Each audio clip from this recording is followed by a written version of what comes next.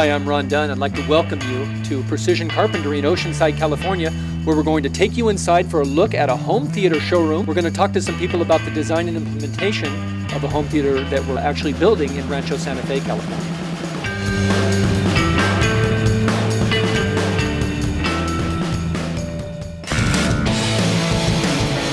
We're here in the theater now with Dean, our general contractor. Dean, maybe you can explain to us how exactly this isolation system works for the soundproofing of this room. Okay, yeah, this is a typical section of a wall that we have, the room within a room. And this is basically, this face here is this face of the drywall here. The framing is attached to the existing structure with a neoprene mounting bracket here.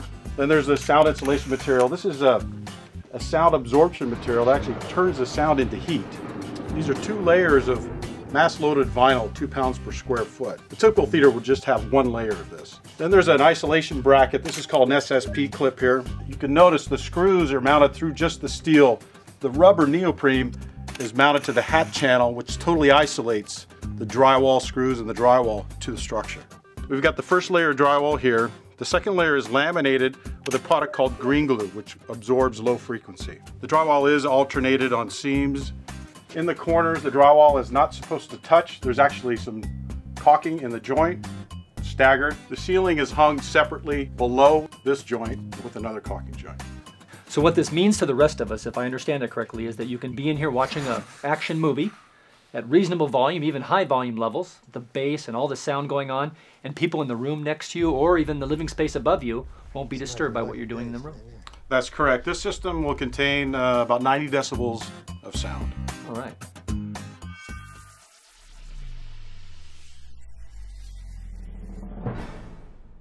We want to talk just briefly about the sound acoustics inside this room. We want this room to sound incredible.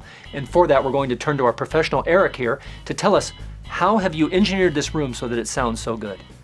Well, after interviewing my client and realizing that he really wanted a reference quality system, I contracted with RPG to develop this is a 4-inch thick diffuser-based system. So let me ask you a question about the 4-inch thick diffuser-based system you just described. I'm used to seeing this. This is a 1-inch thick fiberglass acoustical panel. These are in all the commercial theaters that we see. What would the difference be then between this type of acoustical treatment and what you've done here in this theater? I think the best way to describe this is if I use a scale. Let's say a bare wall, let's rate that as 0. Okay. And let's say a perfect acoustical space being 10. Okay. I would place this at about 2 or 3, and I would place this room, as you see it here, as about a 9. So then you're telling me if I'm sitting there with my son watching Avatar, I'm going to be blown away by the sound of this room. Absolutely. And the goal is really to create a uniform sound field within the space. And with the RPG system, as you listen to yourself speak, you can kind of tell how natural your voice is. You get a sense of the impulse response, and that is if you were to, let's say, snap your finger or clap your hands, you can hear how naturally that just decays out. And if you'll walk with me for a second, let me take you into a different space, and I'm going to do the same test, and you can hear the difference impulse response. Okay, let's do that. Just a simply amazing, amazing room. Wow, listen to the way our voice sounds out here, Eric. It's so different than in the theater. Completely, and that makes my point.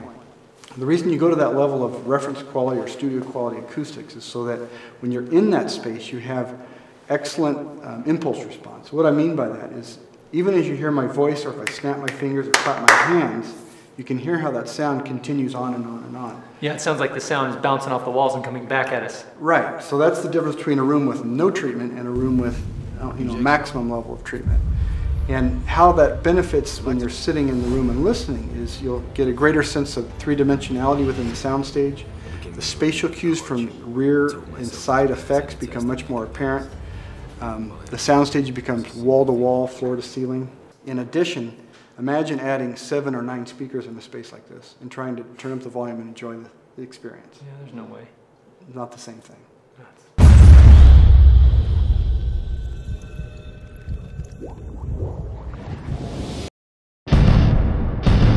Eric, I have to ask the obvious question. What is this?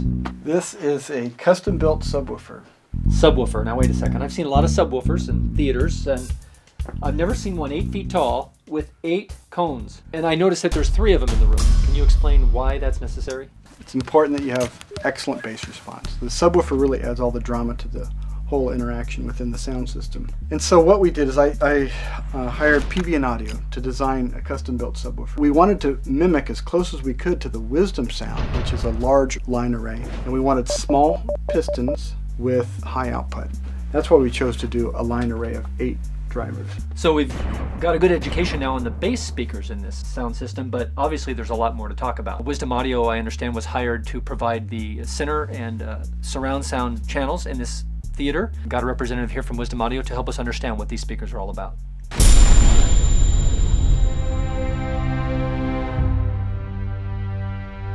Todd is with Wisdom Audio, and we appreciate him coming down to help us understand a little bit about these reference quality speakers. Now, Todd, I've noticed that the speakers we're using in this room are very long and very narrow, look unlike any speakers I've ever seen. Could you help us to understand exactly what it is we're looking at? You're correct. They are unlike most speakers that you would see in the world. They are very tall and thin.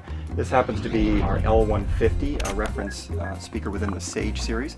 Wisdom Audio is known actually for some of the world's highest performance in-room speakers previously, and this series represents an architectural kind of approach to Wisdom Audio's latest products, and that is you're allowed to have your client achieve the highest sound quality level in their home, but at the same time, the speakers don't necessarily have to be in the room. They can be architecturally placed in-wall and on-wall approach. In this particular application, there are 3 center, left, and right behind the screen, so the client actually will never see them. So he enjoys the benefit of the sound without having to actually have the speakers be placed in the room. This speaker here to the right, I notice, has absolutely no cones or woofer type speakers in it. What are we looking at here?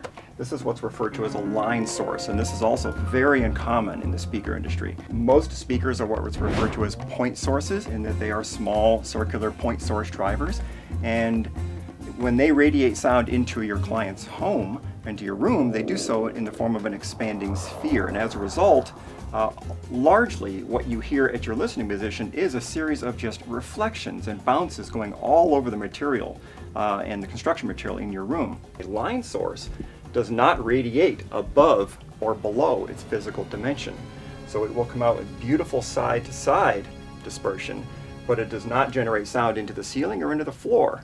End result, when you're sitting in your seat, you hear more of what the speaker intends for you to hear and less of what your room is making that sound like.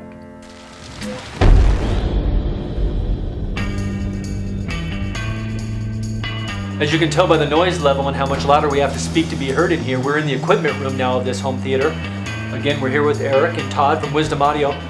I'd like them to maybe help us to understand what goes on behind the scenes to make this home theater as exquisite as it is, starting with the amplification system and then moving over into the Wisdom Audio system. Eric? Well, as you can see here, we have stacks of 12 amplifiers. I consider them to be amongst the best in the world, which in a reference theater, amplification is critical for clarity, articulation, and power delivery. But in order to house such large animals, we had to actually build a custom rack. Each one of these is 200 pounds. This is 250, 200, 200, so you can see the weight adds up quite a bit. So this is a custom-built, sand-filled, high-performance rack. These are maple shelves. These are 2.5 inches thick.